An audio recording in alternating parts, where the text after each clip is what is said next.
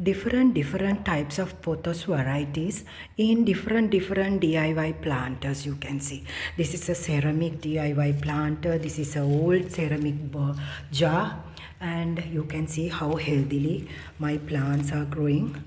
So these pothos plants are inside, indoors. They are house plants and air purification plants. Now you can see this is in a glass container. This is also in a ceramic cup.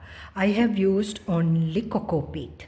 Now I am telling you the secret of this healthy pothos. Only cocoa peat. These plants are in only cocoa peat. And the tip or the secret is, look at this. This is a cinnamon stick which I have put inside the soil so there are no pests around my plants.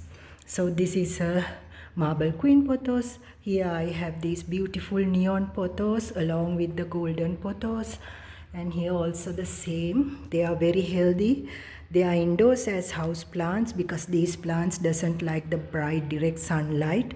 Keep them in the shade. So friends, these plants you can grow with a single stem cutting.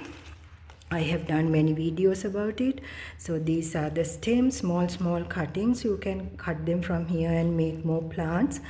So all these are DIY planters, and I have used only cocoa peat.